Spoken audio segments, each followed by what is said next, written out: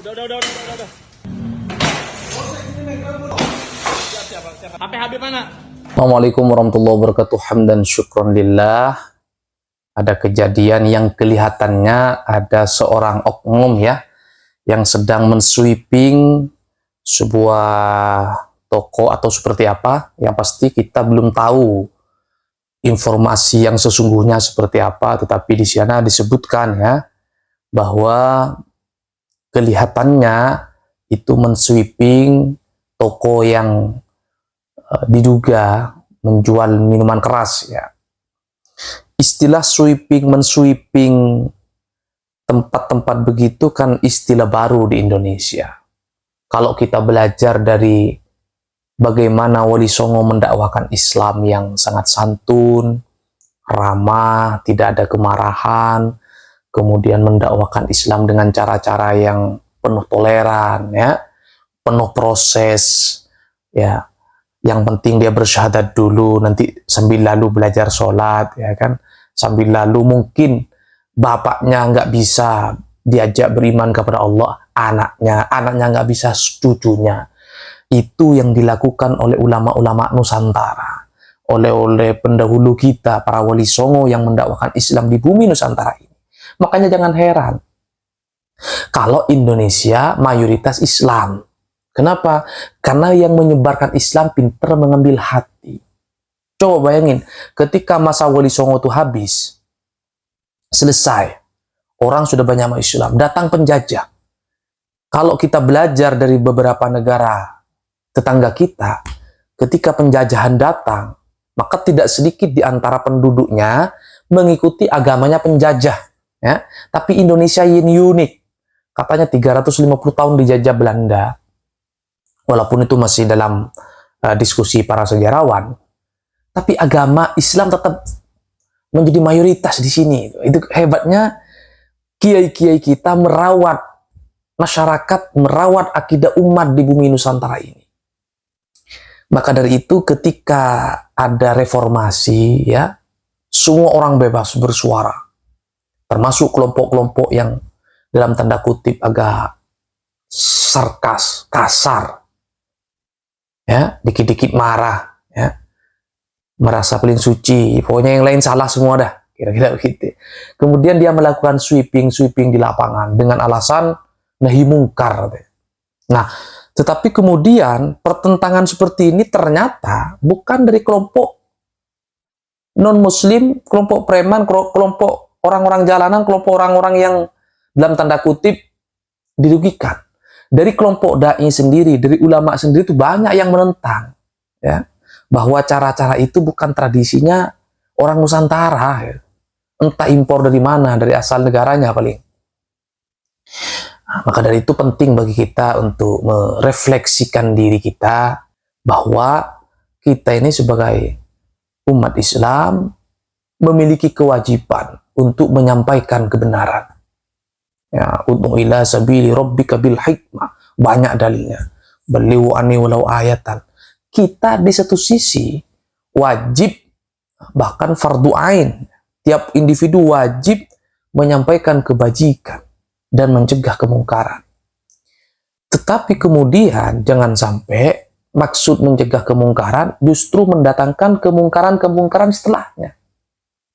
Alasannya bagus, saya ingin mencegah kemungkaran, tapi dengan apa atau tindakan yang ia lakukan justru menciptakan kemungkaran setelahnya. Terbukti tindakan-tindakan yang mereka lakukan itu menjadi kontroversial gitu loh. Seandainya yang nolak itu kelompok preman aja ya bisa dimaklum. Ini kiai-kiai ya, ulama-ulama sendiri masih pro kontra gitu. Ada yang mendukung, ada yang menolak. Itu artinya apa? Ketika itu masih dalam koridor perdebatan, maka tidak bisa dipaksakan. Gitu. Dalam koridor yang membuka ruang perbedaan, tidak bisa dipaksakan. Makanya dalam kaidah usul fikih itu al-khuruju minal khilafi mustahabbun. Keluar dari perbedaan yang meruncing, ya, yaitu hukumnya sunnah. Gitu. Kalau sekiranya tindakan kita, walaupun kita benar, tapi sekiranya tindakan kita itu justru mendatangkan kemudaratan yang lain, ya idealnya kita jangan lakukan. Cari cara-cara yang lain. Kan bisa dengan hikmah. Wal mau'izatil hasanah, kan begitu. Wajadilhum billati hi ahsan. Kan begitu.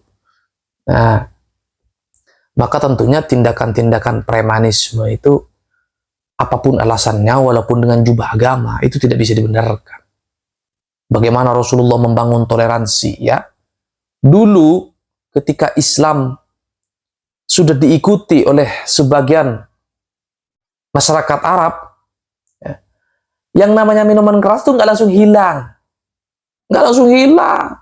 Makanya minuman keras itu masuk kategori at-tadrij fit tasyri'. Berangsur-angsurnya penegakan hukum. Ayat pertama turun, yas'alunaka 'anil khamri wal maisir. Qul fihima itsmun wa manafi'u lin-nas. Pertama kali dikasih pencerahan. Akan bertanya kepada engkau Muhammad tentang judi dan khamar. Katakanlah Muhammad, ya, bahwa Islam sendiri tidak menafikan bahwa judi dan khamar ada manfaatnya. Orang yang minum minuman mungkin bisa lebih merasa lebih kuat, lupa hutang, macam-macam, ya kan? Tetapi wa itsmuhuma akbaru min naf'ihima. Dosanya itu, mudaratnya itu jauh lebih besar daripada manfaatnya. Pertama kali Islam menyampaikan tidak langsung jangan minum miras. Kenapa? Miras itu sudah menjadi tradisi masyarakat Arab saat itu. Bahkan tidak sedikit di antara orang yang sudah bersyahadat, orang yang sudah masuk Islam, masih belum mampu meninggalkan tradisi lamanya itu. Begitu. Kemudian turun ayat lagi, la taqrabus sholata wa antum sukara.